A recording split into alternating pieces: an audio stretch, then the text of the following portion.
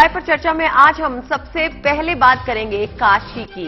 Vishwanath corridor की पहली सालगिरह आने वाली है। कॉरिडोर का ये एक साल बेमिसाल हो रहा है और उद्घाटन के बाद लाखों की तादाद में देश विदेश से श्रद्धालु यहां पर पहुंच रहे हैं। मौका कॉरिडोर की पहली सालगिरह का है, लिहाजा इसे खास बनाने की तैयारियां जोरों पे हैं। जी हां, सालगिरह मनाने के लिए कई कार्यक्रम आयोजित किए जा रहे हैं और ये सिलसिला 11 तारीख से शुरू हो जाएगा और 13 तारीख तक चलेगा।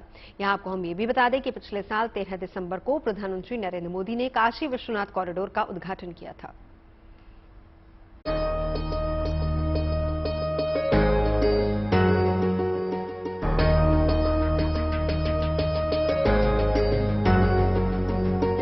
वैसे तो काशी पर बाबा विश्वनाथ की कृपा अनंत है, अपार है। कहते हैं काशी ही शिव है और शिव ही काशी है। काशी में जो जीवंतता है वो आशीर्वाद बनकर भक्तों पर बरसती है। काशी का ये जीवत्व जिस पहचान से जुड़ता है वो है बाबा विश्वनाथ का ये धाम। बाबा का ये धाम काशी की आत्मा है। एक साल पहले काशी के इस तीर्थ की काया बदली थी और इस कॉरिडोर ने बाबा के धाम को दिव्य और भव्य विस्तार दिया था। बाबा विश्वनाथ कॉरिडोर का यह भव्य रूप अब काशी की नई पहचान है। आध्यात्मिक चेतना का तीर्थ एक साल बाद अपनी दिव्य पहचान के साथ शिव की शक्ति और शिव की साधना के नए अध्याय के साथ दुनिया के सामने है। करीब एक साल पहले प्रधानमंत्री मोदी ने काशी विश्वनाथ कॉरिडोर को समर्पित किया था। आज एक साल बाद ये कॉरिडोर काशी की भव्यता की नई पहचान है। एक साल बाद महादेव के धाम के पुनर्निर्माण को भव्य स्वरूप में मनाने की तैयारी की जा रही है। इस अवसर पर काशीवासियों और महादेव के भक्तों को भक्ति और संगीत की सौगात मिलेगी। एक तरफ परिसर में वेद मंत्र गूंजेंगे तो दूसरी ओर काशी की शाम भजन से रोशन होगी। पिछले साल 13 दिसंबर को प्रधानमंत्री ने काशी कॉरिडोर का लोकार्पण किया था। ऐसे में काशी विश्वनाथ धाम प्रशासन सुबह से लेकर रात तक सांस्कृतिक कार्यक्रमों का आयोजन करेगा।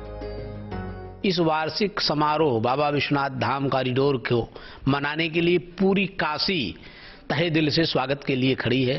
पूरे काशी वासी इसको भव्यता और दिव्यता के साथ मनाने जा रहे हैं, जिससे काशी की जनता के अंदर बहुत बड़ा उत्साह है और पूरे उत्साह के साथ भगवान शिव की बारात, शोभा यात्रा, तमाम विविध सांस्कृतिक कार्यक्रम तथा संगोष्ठियों का भी आयोजन परिसर धाम में किया जाएगा।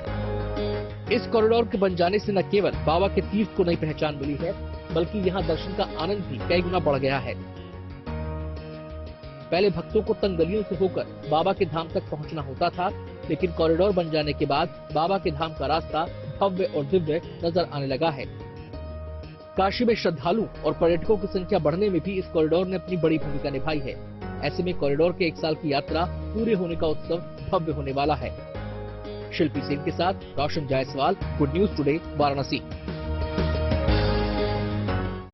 काशी से अब रुक करते हैं रफ्तार के नए एक्सप्रेसवे का। लिए चलते हैं आप सभी को नागपुर, जहां समृद्धि एक्सप्रेस का पहला चरण पूरा हो गया है। ये एक्सप्रेसवे जो बन रहा है वो नागपुर से मुंबई के बीच में बनाया जा रहा है और पहले चरण में शिरडी से नागपुर तक एक्सप्रेसवे अब तैयार है। ये एक्सप्रेसवे कुल 701 किलोमीटर लंबा है, जिसमें से 550 किलोमीटर का काम पूरा हो चुका है।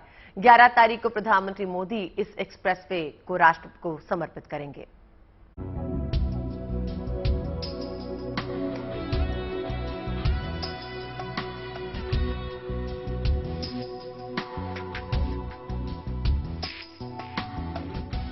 सोचिए, जब नजारा इतना मनमोहक है तो सफर कितना शानदार होगा। शायद इसीलिए नागपुर और मुंबई के बीच बन रहे इस हाईवे को नाम दिया गया है बाला साहेब ठाकरे समृद्धि एक्सप्रेसवे। यकीनन इस इलाके के लिए ये विकास का, समृद्धि का हाईवे साबित होने जा रहा है, क्योंकि ये महामार्ग नागपुर और मुंबई के बीच 10 जिलों के 392 गांवों को तरक्की की राह दिखाएगा। ये हाईवे विदर्भ, मराठवाड़ा और पूरे महाराष्ट्र को कनेक्टिविटी और समृद्धि की सौगात देने जा रहा है। इस हाईवे की कुल लंबाई 701 किलोमीटर की है। दावा किया जा रहा है कि नागपुर और मुंबई के बीच की ये दूरी महज 7 घंटे में पूरी की जा सकेगी। गुड न्यूज ये भी है कि पहले चरण में नागपुर से शिरडी के बीच 550 किलोमीटर हाईवे का निर्माण कार्य पूरा हो चुका है।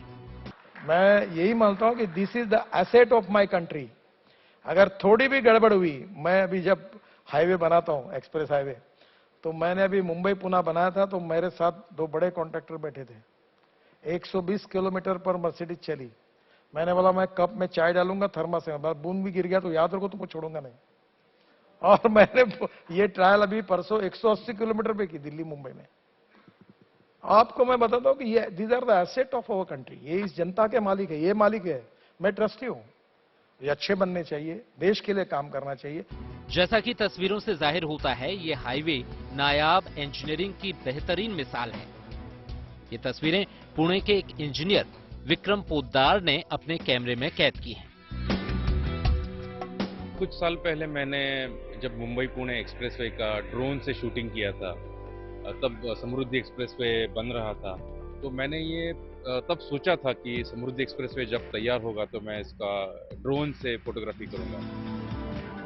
ये एक इंजीनियरिंग मार्वल है और इसमें जो खास करके जो इंटरचेंजेस बनाए हैं 701 किलोमीटर के में to connect important places, towns and districts, 24 interchanges बनाए हैं। इस मेगा प्रोजेक्ट का बजट 55,000 करोड़ से ज्यादा का है। अधिकारियों के मुताबिक हाईवे के बाकी हिस्से का काम अगले 6 महीने में पूरा कर लिया जाएगा। प्रकृति प्रेमियों को भी ये हाईवे खूब रास आने वाला है, क्योंकि इसका एक हिस्सा जंगल से होकर भी गुजरता है। ये जो एक्सप्रेसवे है, समृद्धि एक्सप्रेसवे जो है, ये बहुत वाइल्ड लाइफ जहाँ पे बहुत बड़ी मात्रा में दिखाई देता है उसमें से भी गुजरता है, लेकिन इसका बहुत अच्छी तरीके से केयर लिया गया है। जगह जगह पे वाइल्ड लाइफ ओवरपासेस बनाए हैं। और औरंगाबाद के पास जब मैं शूट कर रहा था तो एक इंडियन पी फाउल जो राष्ट्रीय पक्षी है मोर, वो एक वाइल्ड लाइफ ओवरपास के नज़दीक बैठ के बहुत आराम से बैठ रहा था और बहुत आराम से बैठा था, वो भी हमने शूट किया है।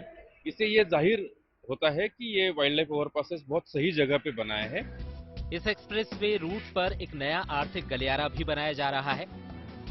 इसके जरिए 14 जिलों को बंदरगाह से जोड़ा जाएगा। खुद महाराष्ट्र के उप मुख्यमंत्री देवेंद्र फडणवीस इस प्रोजेक्ट पर नजर बनाए हुए हैं। इस एक्सप्रेसवे के तैयार होने के बाद महाराष्ट्र के विदर्भ और मराठवाड़ा वाकई में समृद्धि की ओर, डेवलपमेंट की ओर और तेजी से जाएंगे, ऐसी सबको उम्मीद है। 2017 में ये काम शुरू हुआ था, आज 2022 है और आने वाले समय में ये जल्द ही पूरा हो जाएगा, ऐसा सबका कहना है। नागपुर से योगेश पांडे के साथ पंकज खेलकर, पुणे। और अब आपको स्वदेशी तकनीक की ताकत दिखाते हैं। डीआरडीओ के खाते में एक और कामयाबी जुड़ गई है और कामयाबी स्वदेशी ड्रोन तपस से जुड़ी है।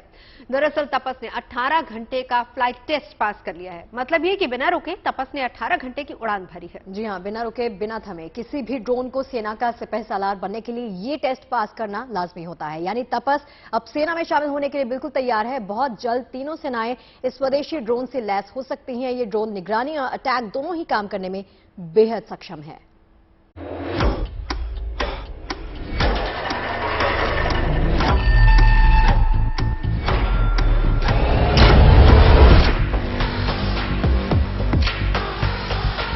आसमान में आधुनिक तकनीक की उड़ान,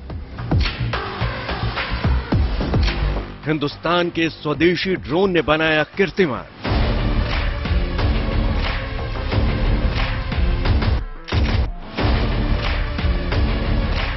डीआरडीओ का तपस ड्रोन बना हिंद के ताकत की पहचान।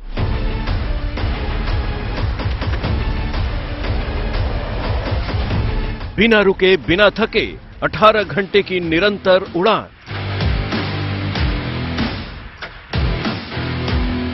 आधुनिक तकनीक पर सवार यह है हिंदुस्तान का नया ताकतवर हथियार। नाम है तपस ड्रोन। ये ड्रोन आसमान में हिंदुस्तान की बढ़ती ताकत का प्रमाण है। ये तकनीक और सुरक्षा में आत्मनिर्भर भारत की मिसाल है। हिंदुस्तान का ये ड्रोन पहले भी कई बार अपनी ताकत साबित कर चुका है। अब इस ड्रोन की कामयाबी की फहरिस्त में एक और सितारा जुड़ गया है। चित्रदुर्ग के एरोनॉटिकल टेस्ट रेंज में तपस ड्रोन ने 18 घंटे उड़ान का फ्लाइट टेस्ट भी पास कर लिया है। डीआरडीओ ने ट्विटर पर इस कामयाबी की जानकारी दी। डीआरडीओ ने भविष्य की जरूरतों को ध्यान में रखते हुए तपस ड्रोन का निर्माण किया है। इसकी लंबाई 31.2 फीट और चौड़ाई 67.7 फीट है। निगरानी के साथ ही हमला करने में सक्षम है। ये 350 किलो तक पेलोड ले जा सकता है। ये मिसाइल से टारगेट को पलक झपकते ध्वस्त कर सकता है। ये 224 किलोमीटर प्रति घंटे की रफ्तार से उड़ सकता है। एक बार में ये 1000 किलोमीटर की उड़ान भर सकता है। तपस एक medium altitude long endurance drone है। निगरानी के लिए इसमें हाई रेजोल्यूशन कैमरे लगे हैं। इंफ्रारेड कैमरे की मदद से रात में भी करता है निगरानी। तपस ड्रोन में थर्मल कैमरे भी लगे हैं। इसमें टारगेट की पहचान के लिए लेजर तकनीक का इस्तेमाल हुआ है। तपस को अधिकतम 35,000 फीट की ऊंचाई पर उड़ान भरने के लिए तैयार किया गया है। अपने इन्हीं खूबियों के साथ तपस हिंद का सिपहसालार बनने को तैयार है। बहुत जल्द इस हवाई लड़ाके को आर्मी, नेवी और एयर फोर्स में शामिल किया जाएगा।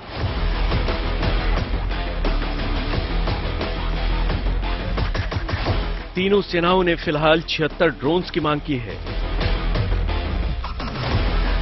इनमें 60 ड्रोन आर्मी को, 12 ड्रोन एयरफोर्स को और 4 ड्रोन नेवी को मिलेंगे। ये ड्रोन अमेरिका के प्रेडेटर ड्रोन जैसा ही ताकतवर है। एक बार टारगेट को पहचानने के बाद ये बड़ी खामोशी से उस पर मिसाइल से हमला कर सकता है। सैकड़ों किलोमीटर दूर मौजूद दुश्मन को इसके राडार दूर से ही पहचान लेते हैं। एक बार मिशन पर निकलने के बाद ये टारगेट को ध्वस्त करके बड़ी आसानी से वापस लौट सकता है। कुछ महीने पहले तुर्की ने भारत को अपना ड्रोन देने से इनकार कर दिया था। हिंदुस्तान ने अपने इस स्वदेशी ड्रोन से तुर्की को भी जवाब दे दिया है। तपस ड्रोन तुर्की के बायरक्तार TB2 ड्रोन का हिंदुस्तानी जवाब है। तपस के सेना में शामिल होने के बाद भारत को दूसरे किसी भी देश से ड्रोन खरीदने की जरूरत नहीं पड़ेगी। अब हिंदुस्तान का ये हवाई योद्धा आधुनिक तकनीक की मदद से पूरी दुनिया में अपनी ताकत का लोहा मनवाएगा। Bureau report, good news today. और अब आपको दिखाते हैं एक सावधान करने वाली खबर मैंडिस तूफान से जुड़ी है, जिसे लेकर एजेंसीज ने तमाम एहतियाती कदम उठाए हैं। NDRF समेत आपदा प्रबंधन से जुड़ी अन्य एजेंसियां अब एक्शन में आ चुकी हैं। जी हाँ, मौसम विभाग ने तमिलनाडु, पुडुचेरी, साउथ आंध्रा के तटीय इलाकों में लोगों को सावधान सतर्क रहने की सलाह दी है। मछुआरों को समंदर में न जाने की चेतावनी जारी कर दी गई है, क्योंकि 10 तारीख तक मौसम का मिजाज सख्त रह सकता है।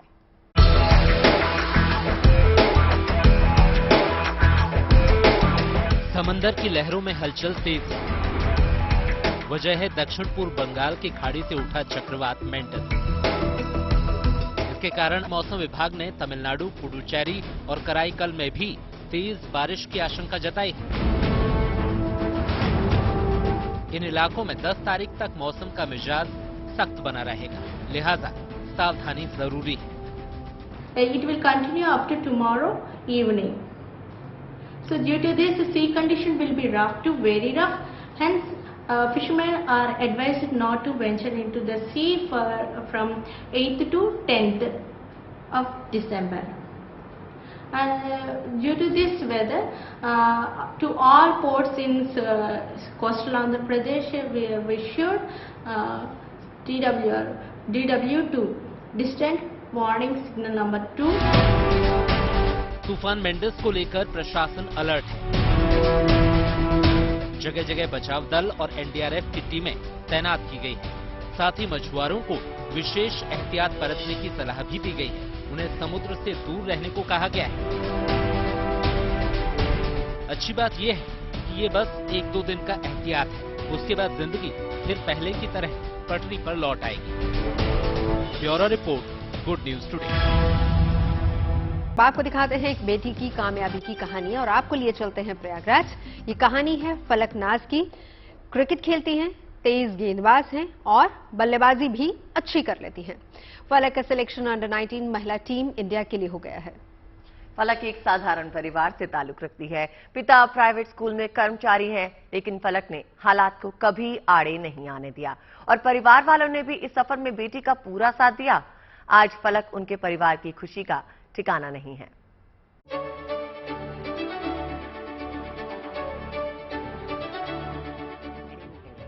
हाथ में बल्ला हो या फिर बॉल, ये बेटी कमाल करती है। अपने इसी फन के बूते इस बेटी ने नया मुकाम हासिल किया है। नाम है फलकनाज। फलक अपने खेल के बूते फलक पर छा जाने की ख्वाहिश रखती है और उस दिशा में कदम बढ़ भी चुके हैं। अंडर 19 विमेन्स क्रिकेट टीम में इंडिया के लिए फलक का सिलेक्शन हो गया है और वो जनवरी 2023 में दक्षिण अफ्रीका में होने जा रहे T20 वर्ल्ड कप में टीम इंडिया का हिस्सा होगी। कामयाबी बड़ी है, लिहाजा खुशी पूरे परिवार के चेहरे पर छलक रही है। ये मेरे मम्मी पापा और मेरे सर और यूपीसीए के सिलेक्टर्स जितने भी है, मेन सिलेक्टर्स और स्टाफ, उनको श्रेय दूंगी क्योंकि उन्होंने मेरा टैलेंट देखा और मुझे मौका दिया खेलने का आगे, और मैंने उनके डिसीजन को सही करके दिखाया है और उनका सपोर्ट रहा है बहुत ज्यादा यूपीसीए का और मेरे सर का और मेरे मम्मी पापा का। सर ने मुझे बचपन से ट्रेन किया और मम्मी पापा ने मुझे सपोर्ट किया। फलक के पिता एक प्राइवेट स्कूल में मामूली कर्मचारी हैं, लेकिन बुलंद सोच रखते हैं। बेटी की इच्छा के आगे कोई समझौता नहीं किया। 6-7 साल से ये खेलना चालू की है, तो उस वक्त थोड़ा लगा कि ये खेल सकती है। उसी समय फिर मोदी जी का एक स्लोगन था, बेटी पढ़ाओ बेटी बढ़ाओ, वो बड़ा भा गया हम लोग को, उसी पे भी चल रही है हम लोग। तो ये इसका जज्बा भी था कि 8-8 घंटा 9-9 घंटा खेले, तो हम लोग खेलें। लोग कहते हैं कि यार बेटी को खिला रहे, क्योंकि हम लोग एक मुस्लिम परिवार से हैं, तो मुस्लिम परिवार में थोड़ा सा सब बाधाएं हैं, लेकिन उसकी चिंता हम लोगों ने नहीं, क्या बच्ची खेलेगी। फलक की इस उपलब्धि में उनके कोच की भी बड़ी भूमिका है, जिन्होंने फलक के साथ जी तोड़ मेहनत की है। देखिए, मेहनत तो मैं लगातार सभी खिलाड़ियों के साथ करता हूं, लेकिन फलक ने जो मेहनत करी है हमारे साथ, उसको अगर सही कहा जाए तो सही मायने में वही सही है। बचपन से लेकर के आज तक जो मेहनत हुई है मैदान पर, चाहे वो टेक्निक हो, चाहे वो अपनी स्पीड हो, चाहे स्ट्रेंथ हो, चाहे वो फिटनेस हो और चाहे वो व्यवहारिक रूप से हो, वो सब कुछ फलक ने किया है इस मैदान पर और वो हमारे साथ किया है। अब इंतजार है नए साल की शुरुआत का, जिसमें अफ्रीकी जमीन से फलक अब उड़ान भरने वाली है कामयाबी के आसमान पर। प्रयागराज से पंकज श्रीवास्तव के साथ bureau report, good news today. चलो भाई मेरे शहर चलिए, फिर जलंधर चल रहे हैं। जो मिलती हॉकी हमारे शहर में मिलती है हॉकी, जो अपनी खेल इंडस्ट्री के लिए देश ही नहीं दुनिया में काफी पॉपुलर है। आजकल यहाँ नए जमाने की हॉकी स्टिक बनाई जा रही है, नाम है इसका कंपोजिट हॉकी। बिल्कुल, मुझे याद है कि जिस दौरान पंजाब चुनावों में मैं गई थी जलंधर, तो उस दौरान मैंने भी उस फैक्ट्री का दौरा किया था। तो ये सामान्य हॉकी नहीं होती है, अलग होने की वजह से इसमें इस्तेमाल होने वाला मटेरियल कंपोजिट हॉकी में लकड़ी का इस्तेमाल नहीं होता है, बल्कि ये एल्यूमिनियम और लोहे से बनती है। कंपोजिट हॉकी की डिमांड देश ही नहीं बल्कि विदेशों में भी है। हॉकी वो खेल जिसमें हिंदुस्तान के एक नहीं कई बड़े नाम हैं और जिन्होंने हॉकी से हिंदुस्तान को शोहरत की बुलंदियों पर पहुंचाया है। हॉकी से जुड़ी हिंदुस्तान की एक नई पहचान पंजाब के जालंधर में भी गढ़ी जा रही है। खेल में इस्तेमाल होने वाली हॉकी का नया रूप सिर्फ देश के भीतर ही नहीं बल्कि विदेशों में भी पसंद किया जा रहा है। खास बात यह है कि हॉकी का ये नया अवतार पारंपरिक नहीं है, इसे नाम दिया गया है कंपोजिट हॉकी। खास बात यह है कि कंपोजिट हॉकी को लकड़ी से तैयार नहीं किया जाता, बल्कि इसे बनाने के लिए एल्युमिनियम और लोहे का इस्तेमाल किया जाता है, जो पारंपरिक लकड़ियों वाली हॉकी के मुकाबले कहीं ज्यादा मजबूत है। जालंधर में बनने वाली कंपोजिट हॉकी की सप्लाई पूरी दुनिया में की जा रही है। अच्छी बात यह है कि इस हॉकी को रिस्पांस भी खूब मिल रहा है। पिछले 50 साल से हॉकी के कारोबार में नितिन महाजन का परिवार जुड़ा हुआ है। नितिन खुद 20 साल से कारोबार को संभाल रहे हैं। आज इनकी फैक्ट्री में तैयार की जाने वाली हॉकियों में से एक हॉकी से इंडियन टीम के कैप्टन भी खेल रहे हैं। नितिन की माने तो कंपोजिट हॉकियों ने उनका काम आसान किया है, क्योंकि एक हॉकी को पारंपरिक तौर पर बनाने में कम से कम हफ्ते भर का समय लगता है, जबकि कंपोजिट हॉकी जल्दी तैयार हो जाती है। देखो, ट्रेंडिंग कंपोजिट का तो वुडन तो ऑब्सोलीट ही हो रही है मार्केट में, क्योंकि अभी सब बच्चे भी जो है इंटरनेशनल टूर्नामेंट्स देखते हैं, प्लेयर्स को देखते खेलते हुए, तो वुडन से तो वो पावर नहीं आती जो कंपोजिट से आती है। अभी सभी जो है माइग्रेट हो रहे, कंपोजिट में शिफ्ट हो रहे हैं। सभी चाहते हैं कि हमारा बच्चा जो कंपोजिट हॉकी से खेले, तो गेम बहुत फास्ट हो रही है और टर्फ पे कंपोजिट ही चलती है। वुडन जो चलती थी वो ग्रास ग्राउंड पे चलती थी और उसकी स्पीड स्लो होती थी, तो अभी सभी जो है मैक्सिमम कंपोजिट में ही शिफ्ट हो रहे हैं। जूनियर लेवल पर भी कंपोजिट हॉकी को लेकर क्रेज देखने को मिल रहा है। बच्चों को उन्होंने हॉकी स्टार्ट की, छोटे बच्चों में जैसे स्कूल्स में छोटे बच्चों की हॉकी स्टार्ट हो गई, नहीं तो कंपोजिट हॉकी सीधा सीनियर लेवल पे चलती थी। हमारे को जूनियर लेवल पे भी डिमांड आनी शुरू हो गई, तो हमने फिर वो जूनियर मॉडल्स भी बनाने शुरू किए, देखो ये छोटे बच्चे भी चाहते हैं कि हम कंपोजिट हॉकी, एक बूम तो आता ही है जब एक टीम जीत के आती है, कोई मेडल लेके आती है, आफ्टर 41 ईयर्स वो ब्रॉन्ज मेडल लेके आए, तो उसके बाद अच्छा बूम आया। हॉकी जहां हिंदुस्तान की पहचान रही है, तो वहीं कंपोजिट हॉकी से जालंधर को नई पहचान मिल रही है। यही वजह है कि शहर में कंपोजिट हॉकी बनाने वालों की संख्या भी बढ़ रही है। Bureau report, good news today. अब आपको दिखाते हैं शादी में हेलीकॉप्टर का टशन। लिए चलते हैं आपको हरियाणा के करनाल, जहां दूल्हे राजा दुल्हन को ले जाने के लिए हेलीकॉप्टर में सवार होकर आए। ये बारात पूरे गांव में लोगों के आकर्षण का केंद्र बन गई। वैसे ये पहला मौका नहीं है जब शादी के लिए दूल्हा हेलीकॉप्टर में सवार होकर पहुंचो। हेलीकॉप्टर वाली शादियों का आजकल वैसे ट्रेंड है। अपनी शान और शौकत दिखाने के लिए लोग अक्सर हेलीकॉप्टर से बारात ले जाते हैं।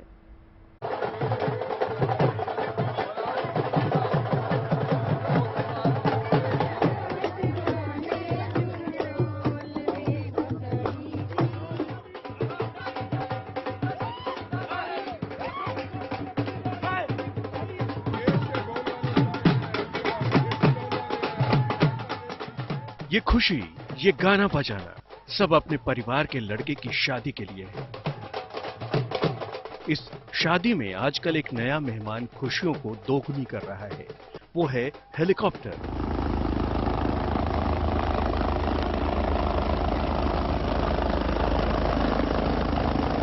अब इस परिवार को ही देख लीजिए। करनाल का ये परिवार हेलीकॉप्टर को लेकर कितना खुश है। दरअसल दूल्हे के पिता का सपना था कि वो अपने बेटे की बारात हेलीकॉप्टर में ले जाएंगे।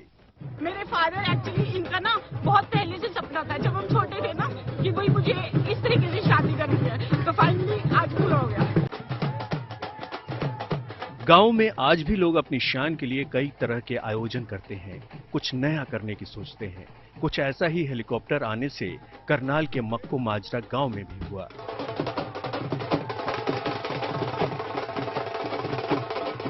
हेलीकॉप्टर आने से न सिर्फ दूल्हे के घर वाले खुश थे, बल्कि पूरा गांव खुशी मना रहा था।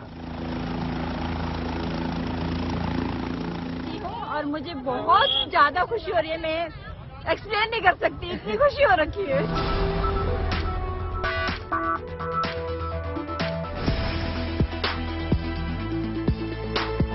करनाल के ही कुछ पूरा गांव की तस्वीर भी कुछ ऐसी ही थी। यहाँ भी बेटी की शादी के लिए हेलीकॉप्टर का इंतजाम किया गया था। हेलीकॉप्टर के गांव में लैंड करने से गांव वालों की खुशी में इजाफा हो गया। दरअसल इस गांव में पहली बार किसी बारात के लिए हेलीकॉप्टर का इंतजाम किया गया था। पूरे गांव को खुशी है जी, पहली बारी गांव में मतलब हेलीकॉप्टर आया है, इसमें सभी को खुशी है, पूरे गांव वाले को खुशी है भी हमारे गांव में हेलीकॉप्टर से बारात जा रही है। आजकल हरियाणा और पश्चिमी यूपी के ज्यादातर गाँव में शादी को स्पेशल बनाने के लिए हेलीकॉप्टर से बारात ले जाना या दुल्हन की विदाई कराने के लिए हेलीकॉप्टर के इस्तेमाल करने का ट्रेंड काफी बढ़ रहा है। इसलिए शादी में हेलीकॉप्टर की बुकिंग के लिए कई ट्रेवल एजेंसियों ने ये सुविधा शुरू की है। यही नहीं, इसके लिए उन्होंने बाकायदा वेबसाइट तक बना रखी है, जिससे आसानी से हेलीकॉप्टर बुक किया जा सकता है। जहां तक पैसे की बात है, तो हेलीकॉप्टर की बुकिंग के पैसे हर घंटे के आधार पर तय होता है। अगर आपको ज्यादा दूरी पर जाना है तो इसकी फीस ज्यादा होगी। वैसे मिनिमम 2 घंटे के लिए हेलीकॉप्टर बुक किया जाता है। करनाल से कमलदीप के साथ bureau report, good news today. और चलिए रुक करते हैं अरुणाचल प्रदेश की राजधानी ईटानगर का, जहां एक डीएम साहब खूब सुर्खियों में आ गए हैं।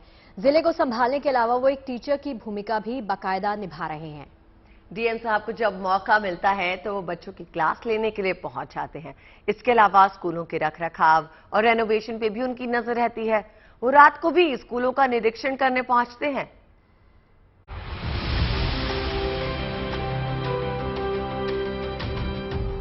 बच्चों को तसल्ली से पढ़ाते हुए ऐसे टीचर को देखना यकीनन काफी दिलचस्प है, खासकर तब जब कोई पेशेवर टीचर न होकर जिले का सबसे बड़ा अधिकारी खुद उस भूमिका में हो। तस्वीरें अरुणाचल प्रदेश की राजधानी ईटानगर की हैं, जहां के डीएम तलो पोटोम स्कूल के बच्चों को पढ़ाते हुए देखे जा रहे हैं।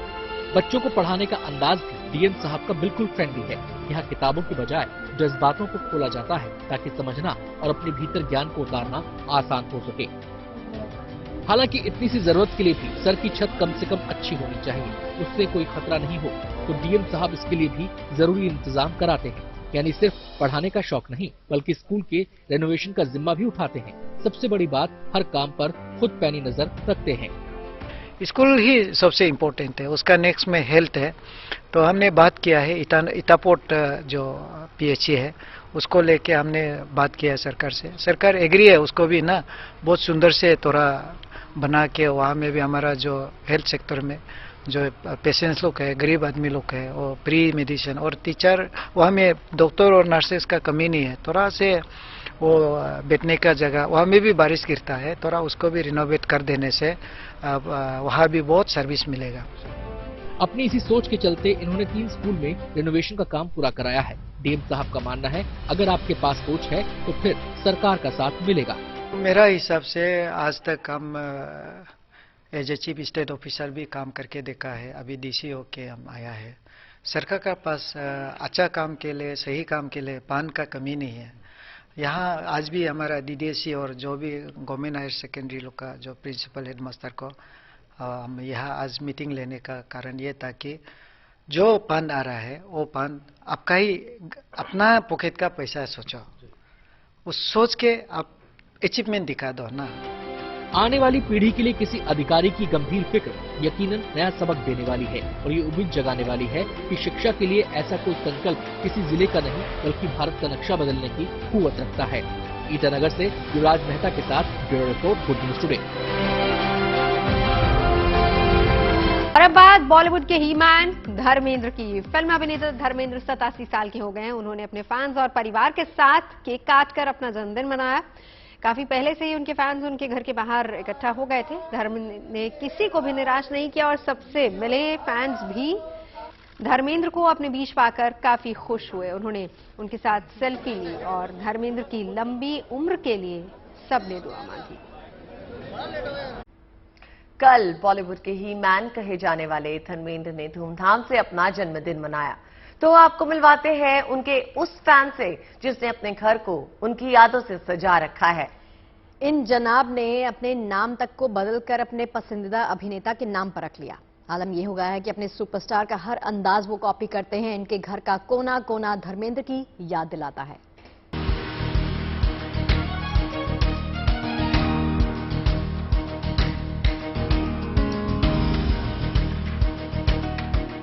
बॉलीवुड के हीमैन कहे जाने वाले धर्मेंद्र उन कलाकारों में से हैं जिन्होंने अपने शानदार अभिनय से लोगों के दिलों पर राज किया है। बॉलीवुड के इस हीमैन की दीवानगी ऐसी कि उनके एक फैन ने अपने घर को उनकी तस्वीरों से भर दिया। धर्मेंद्र की अदाकारी का इन पर ऐसा जादू चला कि इन्होंने अपना नाम मनोहर से बदलकर धर्मेंद्र रख लिया। किस्सा इतना भर नहीं है, इनकी दीवानगी का आलम यह है कि इन्होंने अपने बेटों का नाम भी सनी और बॉबी रखा है। धर्मेंद्र जी कोई फिल्म के कोई रोल के अंदर वो अगर रोते हैं तो एक्चुअली मैं खुद, ये सब बच्चे मेरे पास में बैठे रहते हैं तो मेरी खुद की आंखें बन जाती है। मैं खुद, ये बच्चे मुझे देखते हैं, क्या हुआ? मैं कुछ नहीं बेटा, कुछ नहीं। तो मैं इतना प्यार करता हूँ धर्मेंद्र से। लेकिन धर्मेंद्र सिंह सिसोदिया की दीवानगी बेमिसाल है। पिछले 50 सालों से हर साल ये दोस्तों और परिवार वालों के साथ बाकायदा केक काटकर धर्मेंद्र का जन्मदिन मनाते आ रहे हैं और इस साल भी पूरे जोश के साथ इन्होंने ये दस्तूर निभाया। Ashok Sharma, Jodhpur, good news today.